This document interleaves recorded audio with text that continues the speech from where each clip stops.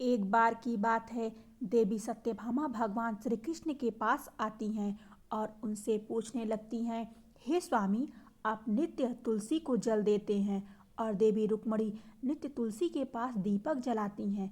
इसके पीछे क्या रहस्य है? कृपया आप मुझे तुलसी को जल देने और तुलसी के पास दीपक जलाने का महत्व सुनाइए। भगवान श्री कृष्ण कहते हैं, हे देवी सत्यभामा, तुमने अत्यंत महत्वपूर्ण प्रश्न किया है। देवी तुलसी लक्ष्मी का ही अवतार हैं। देवी तुलसी भगवान विष्णु को अत्यंत प्रिय हैं, इसलिए यह मुझे भी सबसे अधिक प्रिय है। मासों में कार्तिक और वनस्पतियों में मुझे तुलसी प्रिय है। जो भी मनुष्य तुलसी को जल देता है, उस पर मेरी कृपा सदैव बनी रहती है। जो भी मुझे तुलसी पत्र डालकर भोग चढ़ाता है, मैं उसे प्रेम से स्वीकार करता हूँ। तुलसी पत्र के बिना मैं किसी भी प्रकार का भोग स्वीकार नहीं करता हूँ। हे देवी, अब मैं तुम्हें तुलसी को जल देने और तुलसी के पास दीपक जलाने का महत्व सुनाता हूँ। इसलिए तुम इस कथा को ध्यान से सुनो। जो भी स्त्री इस कथा को ध्यान से सुनती है, वह सदा सुहागन रहती है। उसके घर में सुख समृद्धि आती है और दरिद्रता का नाश होता है। देवी सत्यभामा कहती हैं, हे स्वामी, मैं इस कथा को ध्यान से पूरा सुनूंगी। कृपया आप मुझे वह कथा कहिए। तब भगवान श्री कृष्ण देवी सत्यभामा को वह कथा सुनाने लगते हैं। भगवान श्री कृष्ण कहते हैं, हे देवी, मध्य देश में श्याम शर्मा नामक एक वैश्य अपनी पत्नी के साथ रहा करता था। वैश्य के पास किसी चीज की कोई कमी नहीं थी। ईश्वर की कृपा से उसके पास सब प्रकार के सुख ऐश्वर्य थे, किंतु उस वैश्य की कोई संतान नहीं थी, जिस कारण से वह सदैव दुखी रहा करता था। उसे वैद्य ने संतान प्राप्ति के कई उपाय बताए। उसने दान धर्म किया, अनेक प्रकार के वैद्य भी बुलाए, उसने नाना प्रकार के उपचार भी किया, किंतु फिर भी उसे कोई संतान नहीं हो रही थी। फिर एक दिन वह वैश्य महामुनि वशिष्ठ जी से मिलने के लिए उनके आश्रम पर जाता है। मुनि वशिष्ठ श्याम शर्मा का स्वागत करते हैं और कुशल मंगल पूछते हैं। तब वह श्याम शर्मा मुनि वशिष्ठ से कहता है, हे मुनिवर, मैं अत्यंत दुखी हूँ। मेरी कोई संतान नहीं है और संतान के बिना मेरा उद्धार कैसे होगा? मैंने संतान प्राप्ति के लिए अनेक उपाय भी किया, किंतु मुझे संतान नहीं हो रही। कृपया आप ही बताइए कि मुझे किस प्रकार से पुत्र की प्राप्ति हो रही है। क्या मुझसे जाने अनजाने में कोई पाप हुआ है? तब मुनि वशिष्ठ जी अपनी दिव्य दृष्टि से श्याम शर्मा के पूर्व जन्म के बारे में जान लेते हैं। वशिष्ठ जी कहते हैं, हे वत्स, पिछले जन्म में तुम्हारे द्वारा घोर पाप हो गया था। इस कारण से तुम्हें इस जन्म में संतान सुख प्राप्त नहीं हो रहा है। श्याम शर्मा कहता है, हे मुनिवर, कृपया मुझे बताइए, पिछले जन्म में मुझसे कौन सा पाप हुआ था और उस पाप से मुक्त होने के लिए मुझे कौन सा उपाय करना चाहिए। वशिष्ठ जी कहते हैं, हे वत्स, पिछले जन्म में तुमने जो अपराध किया था उसके विषय में सुनो। पिछले जन्म में तुम अहंकारी वैश्य थे। तुम्हारा जन्म धनवान कुटुंब में हुआ था। तुमने पिछले जन्म में एक गाय को अत्यंत दुख दिया था। एक दिन एक गाय भूख और प्यास से व्याकुल होकर तुम्हारे द्वार पर आई थी, किंतु तुमने उस गाय को रोटी न खिलाई, न चारा खिलाया, न ही उसे जलपान कराया। तुमने बड़ी ही निर्दयता से उस गाय को अपमानित करके घर से निकाल दिया। उस गाय ने अभी अभी बछड़े को जन्म दिया हुआ था और भूख से व्याकुल होने के कारण वह गाय वहीं पर मूर्छित होकर गिर पड़ी। इसलिए इस गाय ने तुम्हें श्राप दे दिया था। इस गाय के श्राप के कारण तुम्हारी ऐसी दुर्दशा हुई है। उस गाय के श्राप के कारण तुम्हें इस जन्म में संतान नहीं हो रही है। वशिष्ठ जी की बात सुनकर उसे श्याम शर्मा को बहुत दुख हुआ और वह स्वयं को कोसते हुए कहने लगा, हाय, यह मैंने क्या किया? एक बेचारी दुखी गौ माता की सेवा नहीं की। मैंने बहुत बड़ा अपराध किया है और उसी का दंड मुझे भोगना पड़ रहा है। श्याम शर्मा वशिष्ठ जी से कहता है, हे मुनिवर, मुझे बहुत बड़ा अपराध हुआ है। अब मैं इस पाप का प्रायश्चित कैसे करूं? कृपया आप ही मुझे मार्गदर्शन कीजिए। मैंने जो पाप किया है उससे मुक्ति का कोई तो उपाय अवश्य होगा। मैं अपना सब कुछ देकर उस पाप का प्रायश्चित करूंगा। कृपया आप ही कोई उपाय बताइए। मुझे संतान प्राप्ति कैसे हो सकती है? क्योंकि शास्त्र कहते हैं, पुत्र के बिना मनुष्य का उद्धार नहीं हो सकता। तब मुनि वशिष्ठ कहते हैं, हे वत्स, इस पाप का एक ही उपाय है। तुम पुत्र प्राप्ति के लिए पुत्रेष्ट यज्ञ करो। इसी यज्ञ के फलस्वरूप तुम्हें संतान की प्राप्ति होगी। इस यज्ञ को संपन्न करके तुम ब्राह्मण को भोजन कराओ, वस्त्र और गाय का दान करो, तभी तुम्हें इस पाप से मुक्ति मिलेगी। तब श्याम शर्मा वशिष्ठ जी को धन्यवाद देते हुए कहता है, हे मुनिवर, आपका कोटि कोटि धन्यवाद। मैं आपके कहे अनुसार अवश्य ही पुत्रेष्ठ यज्ञ करूँगा और ब्राह्मणों को गायों का दान करूँगा। इतना कहकर वह श्याम शर्मा शीघ्रता से अपने घर पर लौट आता है और अपनी पत्नी को सारी हकीकत सुनाता है। फिर वे दोनों ही पुत्रेष्ठ यज्ञ की तैयारी करते हैं। अनेक ऋषि मुनियों को निमंत्रण देकर वह श्याम शर्मा पुत्रेष्ठ यज्ञ संपन्न करता है और उन ऋषि मुनियों तथा ब्राह्मणों को गाय का दान करता है। यज्ञ के संपन्न होने के पश्चात यज्ञ की आग से अग्निदेव प्रकट होते हैं और उस श्याम शर्मा से कहते हैं, हे श्याम शर्मा, आज तुम्हारा यज्ञ सफल हुआ। तुमने पुत्र की प्राप्ति के लिए यह यज्ञ किया था, इसलिए तुम्हें मेरी कृपा से एक पुत्र की प्राप्ति होगी। किंतु तुम्हारे पुत्र की आयु केवल 18 वर्ष की ही होगी और 18 वर्ष समाप्त होने के पश्चात तुम्हारे पुत्र की मृत्यु हो जाएगी। इतना कहकर अग्निदेव अंतर्ध्यान हो जाते हैं। पुत्रेष्ट यज्ञ करके और अग्निदेव से पुत्र का वरदान प्राप्त करके वह श्याम शर्मा बहुत प्रसन्न तो हुआ, किंतु उसे बड़ा दुख भी हुआ। श्याम शर्मा ने सोचा, पुत्र न होने से अच्छा है कम आयु वाला पुत्र ही ठीक है। फिर वह पहले की तरह अपने कार्य में लगा रहा। कुछ दिनों पश्चात उसकी पत्नी ने गर्भ धारण किया। श्याम शर्मा ने पुत्र के जन्म से पूर्व किए जाने वाले सभी संस्कार किए और फिर उसे एक अत्यंत सुंदर पुत्र की प्राप्ति हुई। वह बालक बड़ा ही तेजस्वी दिखाई पड़ रहा था। श्याम शर्मा के पुत्र के जन्म के बाद किए जाने वाले भी सभी संस्कार किया और पुत्र को गुरुकुल में शिक्षा प्रदान की। श्याम शर्मा का पुत्र जैसे जैसे बड़ा होने लगा, श्याम शर्मा को बहुत अधिक चिंता सताने लगी। फिर जब उसका पुत्र 16 वर्ष का हुआ तो श्याम शर्मा की पत्नी ने उससे कहा, अब हमें अपने पुत्र का विवाह कर देना चाहिए। हमारा पुत्र अब विवाह के योग्य हो गया है। श्याम शर्मा ने कहा, हे प्रिय, विधि के विधान के अनुसार हमारे पुत्र की आयु 18 वर्ष की ही है। 18 वर्ष के पश्चात हमारे पुत्र की मृत्यु हो जाएगी, इसलिए हमें इसका विवाह करके किसी कन्या के जीवन को बर्बाद नहीं करना चाहिए। वह तो 2 वर्षों बाद विधवा हो जाएगी, फिर उसके जीवन में अनेक कष्ट सहन करने पड़ेंगे। लेकिन श्याम शर्मा की पत्नी नहीं मानी, वह अपने पुत्र का विवाह होता देखना चाहती थी। श्याम शर्मा की पत्नी कहती है, हे नाथ, कुछ भी हो, मैं अपने पुत्र को अविवाहित मरते हुए नहीं देख सकती। हमारे पास किस चीज़ की कमी है? हमारी पुत्र वधू इस संपत्ति को प्राप्त करके सुखी जीवन जी सकती है। इसलिए अब आप संकोच न करें और हमारे पुत्र के लिए सुंदर कन्या की खोज करें। अपनी पत्नी के मन के आगे श्याम शर्मा की एक न चली और फिर वह पुत्र के विवाह के लिए मान गया। फिर उसने पास ही के नगर में रहने वाले एक अत्यंत गरीब वैश्य की पुत्री के साथ अपने पुत्र का विवाह संपन्न किया। श्याम शर्मा की बहू का नाम सुभद्रा था। वह अत्यंत गुणवान, चरित्रवान और पतिव्रता नारी थी। वह अपने पति के मृत्यु की बात को नहीं जानती थी। सुभद्रा नित्य अपने सास ससुर अपने पति की सेवा करने लगी। वह सभी के साथ बड़े प्रेम से रहती और कभी किसी की आज्ञा का उल्लंघन नहीं करती थी। उसने अपनी मधुर बाणी और कार्यकुशलता से सभी के मन को जीत लिया। इस प्रकार से 2 साल बीत गए और फिर वह समय निकट आ गया जब श्याम शर्मा के पुत्र की मृत्यु होने वाली थी। श्याम शर्मा को बड़ा भय लगने लगा। फिर एक दिन उसने अपनी बहू को बुलाया और उससे क्षमा मांगते हुए कहने लगे, हे बहू, तुम मुझे क्षमा कर देना, मैंने तुम्हारे साथ बड़ा अन्याय किया है। सुभद्रा ने कहा, हे ससुर जी, आप ऐसा क्यों कह रहे हैं?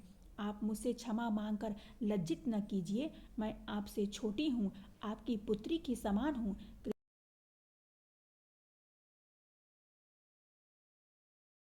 मैं आपकी आज्ञा का पालन अवश्य करूंगी। फिर श्याम शर्मा कहने लगा, हे पुत्री, तुम कल्याणी हो, तुम एक महान पतिव्रता हो, किंतु मेरे पुत्र के साथ तुम्हारा विवाह होने से पूर्व मैंने तुमसे एक बात छुपाई है। हमें पुत्र की प्राप्ति पुत्रेष्ट यज्ञ करने के बाद हुई थी और अग्निदेव ने हमें यह कहते हुए पुत्र प्राप्ति का आशीर्वाद दिया था कि हमारे पुत्र की आयु केवल 18 वर्ष ही होगी। 18 वर्ष के बाद हमारे पुत्र की मृत्यु हो जाएगी। अपने ससुर की बात सुनकर सुभद्रा ने कहा, हे ससुर जी, बस इतनी सी बात, आप चिंता न करिए। मैं आपको वचन देती हूँ कि आपकी पुत्रवधि मैं कभी विधवा नहीं होगी। आपके पुत्र के प्राणों की रक्षा मैं करूँगी।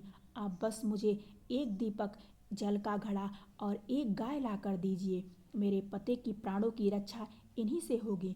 सुभद्रा की बात सुनकर श्याम शर्मा को बड़ा आनंद हुआ और वह कहने लगा, हे बहू, जैसा तुम्हारी इच्छा, मैं तुम्हें वह सब चीज़ ला कर देता हूँ। इतना कहकर श्याम शर्मा ने अपनी बहू को वह तीनों चीज़ें ला कर दी। फिर जब वह दिन निकट आ गया जिस दिन सुभद्रा के पति की मृत्यु होने वाली थी, उस दिन सुभद्रा ने सुबह उठते ही तुलसी जी को जल चढ़ाया और उसे प्रणाम करते हुए तुलसी के पौधे पर एक चुनरी बांध दी और तुलसी माता से प्रार्थना की, हे तुलसी माँ, मैं आपको चुनरी चढ़ा रही हूँ, कृपया अब तुम मेरे सुहाग की रक्षा करना।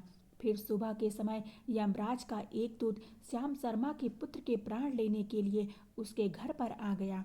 जैसे ही वह घर में प्रवेश करने लगा, तब तुलसी के पौधे ने उसे रोक दिया और कहा, हे यमदूत, इस घर में निवास करने वाली स्त्री ने मुझे चुनरी चढ़ाई है और इसलिए अब इसके सुहाग की रक्षा मैं कर रही हूँ। तुम इसके घर में प्रवेश नहीं कर सकते। इतना कहकर तुलसी ने यमराज के उस दूत को घर में जाने से रोक दिया। वह दूत भयभीत होकर सुभद्रा के पति के प्राण लिए बगैर ही यमपुरी लौट गया। यमपुरी में जाकर उसने यमराज से कहा, हे धर्मराज, मैं धरती लोक पर एक मनुष्य के प्राण लेने के लिए गया था, किंतु तुलसी के पौधे ने मेरा रास्ता रोक दिया। उस तुलसी के पौधे के कारण मैं घर में प्रवेश नहीं कर पा रहा हूँ। इस बात पर यमराज को बड़ा क्रोध आया। फिर उन्होंने अन्य दो दूतों को बुलाया और कहा, तुम अब शाम के समय सुभद्रा के घर पर जाओ। जब तुलसी का पौधा सो रहा होगा, तुम उसके पति के प्राण लेकर यमलोक आ जाओ। फिर शाम के समय यमराज के दो दूत सुभद्रा के घर की ओर निकल पड़े।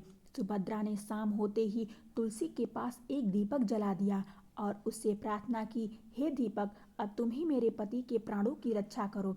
यह कहकर दूत मेरे पति के प्राण लेने के लिए आ रहे हैं। फिर शाम हो गई, तुलसी का पौधा सो गया और यमराज के दो दूत सुभद्रा के घर के सामने आकर खड़े हो गए और सोचने लगे, अब तो इस मनुष्य के प्राण लेकर ही हम यमपुरी लौटेंगे। जैसे ही यम के दूत सुभद्रा के घर में प्रवेश करने लगे, तुलसी के पास लगाए हुए दीपक ने उनका रास्ता रोक दिया और कहा, हे दूतों, तुम अब इस सुभद्रा के पति के प्राण नहीं ले सकते। उस स्त्री ने मुझे दीपक प्रज्वलित करके अपने पति के प्राणों की रक्षा करने की प्रार्थना की है, इसलिए अब मैं उसके पति के प्राणों की रक्षा कर रही हूँ। इसलिए तुम आज उसके पति के प्राण नहीं ले जा सकते। तुम यहीं से लौट जाओ, नहीं तो मैं सब कुछ जलाकर भस्म कर दूंगी और मेरी अग्नि में तुम दोनों भी जलकर भस्म हो जाओगे। उस दीपक की बात सुनकर यमराज के दोनों दूत अत्यंत भयभीत हो गए और फिर लौटकर यमराज के पास चले गए। वहां पर जाकर उन्होंने यमराज को सारा वृतांत सुनाते हुए कहा, हे यमराज, आपकी आज्ञा का पालन करते हुए हम दोनों शाम के समय उस पुरुष के प्राण लेने के लिए गए थे, किंतु तुलसी के पास लगाए हुए दीपक ने हमारा रास्ता रोक दिया, इसलिए हम खाली हाथ ही लौट आए हैं। यह सुनकर यमराज को बड़ा क्रोध आया। फिर उन्होंने अन्य 4 दूतों को बुलाया और कहा, अब तुम सुबह उस सुभद्रा के जागने से पहले जाओ और उसके पति के प्राण लेकर आ जाओ। यमराज की आज्ञा पाकर दूत सुबह सुभद्रा के घर की तरफ जाने लगे, लेकिन इधर सुभद्रा ने रात को ही दरवाजे के सामने जल से भरा हुआ लोटा रख दिया और उससे प्रार्थना की, मेरे पति की रक्षा कीजिए। यम के 2 दूत मेरे पति के प्राण लेने के लिए आ रहे हैं, अब आप ही मेरे सुहाग की रक्षा कर सकते हैं। इतना कहकर वह सुभद्रा सोने के लिए चली गई। इधर यम के दूत सुबह सुभद्रा के जागने से पहले ही उसके घर पर पहुंच गए। जैसे ही वह घर के अंदर प्रवेश करने लगे, तब उस लोटे के अंदर से भरे हुए जल ने कहा, तुम रुक जाओ, अब तुम इस घर में प्रवेश नहीं कर सकते। यह घर अब मेरी सुरक्षा में है। मैं सुभद्रा के पति के प्राण तुम्हें लेकर जाने नहीं दूंगा। अगर तुमने इस घर में प्रवेश किया तो मैं नरक की अग्नि को बुझा दूंगा, जिससे सारा नरक लोक डूब जाएगा। यह सुनकर यमराज के बेचारे दूत घबरा गए और एक दूसरे की तरफ देखकर उस स्थान से भाग गए। वे सभी यम के दूत यमराज के पास लौट गए और उनसे कहने लगे, हे धर्मराज, आपकी आज्ञा का पालन करने के लिए हम चारों सुबह सुभद्रा के जागने से पहले ही उसके पति के प्राण लेने के लिए पहुंच गए थे, किंतु सुभद्रा के घर के बाहर रखे हुए जल के लोटे ने हमारा मार्ग रोक लिया और इसी कारण से हम उसके घर में प्रवेश नहीं कर सके। अब यमराज को बहुत अधिक क्रोध आ गया। इस बार उन्होंने 8 यमदूतों को बुलाया और कहा, हे यमदूतों, अब शीघ्रता से जाओ और बलपूर्वक उस मनुष्य के प्राण खींचकर यमलोक लेकर आओ। फिर वह 8 यमदूत यमराज की आज्ञा का पालन करते हुए पृथ्वी लोक पर उस सुभद्रा के घर के पास आते हैं तो देखते हैं उस सुभद्रा के घर के सामने एक गाय खड़ी थी। सुभद्रा ने यमदूतों के आने से पहले ही अपने घर के सामने गाय को बांध दिया था और गौ माता से विनती की थी, हे गौ माता, आज यमदूत मेरे पति के प्राण लेने आ रहे हैं। अब आप ही मेरे सुहाग की रक्षा कर सकती हो। हे गौ माता, मैं आपकी शरण में आई हूँ, कृपया मुझे विधवा होने से बचा लीजिए।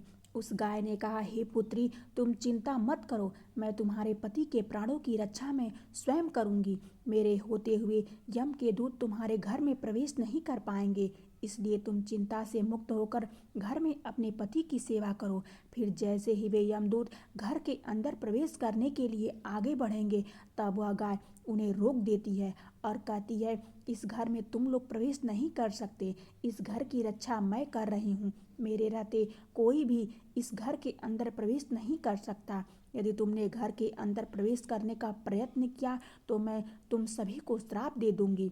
अगर तुम्हें इस घर के अंदर प्रवेश करना है तो तुम्हें पहले मेरे प्राण लेने पड़ेंगे और तुम सभी को गौ हत्या का पाप लगेगा, जिसका कोई प्रायश्चित नहीं है।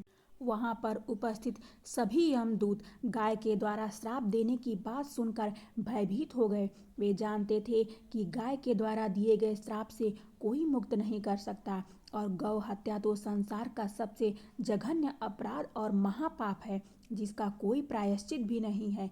इसलिए वे सभी वहां से लौटकर यमराज के पास चले गए। यमपुरी जाकर उन यमदूतों ने यमराज को सारा वृतांत सुनाते हुए कहा, हे धर्मराज, उस सुभद्रा के पति के प्राणों की रक्षा एक गाय कर रही है। उस गाय ने हमें श्राप देने की बात कही है, इसलिए हम सभी भयभीत होकर वापस लौट आए हैं। हम में गाय का सामना करने की शक्ति नहीं है। उन यमदूतों की बात सुनकर यमराज आग बबूला हो गए और स्वयं भैंस पर सवार होकर पृथ्वी लोक की ओर निकल पड़े। यमराज अपने भैंस पर सवार होकर उस सुभद्रा के घर के पास चले आते हैं। यमराज को अपने घर के सामने खड़ा हुआ देखकर सुभद्रा भयभीत हो जाती है और जल्दी से आकर यमराज के चरण स्पर्श करके उन्हें नमस्कार करती है और उनकी स्तुति करने लगती है। हे यमराज, आप तो तीनों लोकों के प्राणियों पर कृपा करने वाले महान देवता हैं। इस संसार के समस्त प्राणियों के पाप और पुण्य का लेखा जोखा आप अपने पास रखते हैं। हे न्याय के देवता धर्मराज, मैं सत्य धर्म का पालन करने वाली पतिव्रता स्त्री हूँ। मैं आपको बारंबार नमस्कार करती हूँ, कृपया मुझे आशीर्वाद दीजिए। सुभद्रा के द्वारा की गई स्तुति से यमराज अत्यंत प्रसन्न होते हैं और वह उसे अनजाने में ही सदा सुहागन रहो ऐसा कहकर आशीर्वाद देते हैं। फिर जब यमराज सुभद्रा के पति के प्राण ले जाने के लिए आगे बढ़ते हैं तो सुभद्रा कहती है, हे धर्मराज, आपने अभी मुझे सदा सुहागन रहने का आशीर्वाद दिया है और अब आप मेरे पति के प्राण लेने जा रहे हैं, इससे तो आपका आशीर्वाद झूठा साबित हो जाएगा। यह सुनकर धर्मराज रुक जाते हैं और सुभद्रा की ओर देखकर मुस्कुराने लगते हैं। सुभद्रा के निर्मल हृदय और अपने पति के प्रति समर्पण भाव को देखकर यमराज अत्यंत प्रसन्न होते हैं। सुभद्रा की ओर देखकर यमराज कहते हैं, हे पुत्री, आज तुमने साक्षात मृत्यु को ही पराजित किया है। मैं तुम्हारे पतिव्रत धर्म से अत्यंत प्रसन्न हूँ।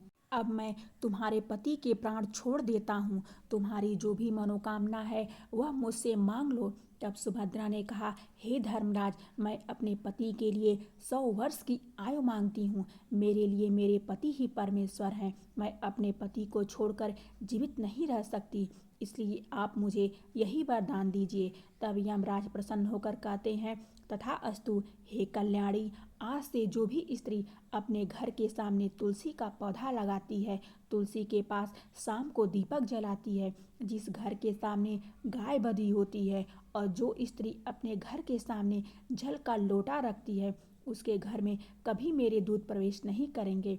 इतना कहकर यमराज उस स्थान से अंतर्ध्यान हो जाते हैं।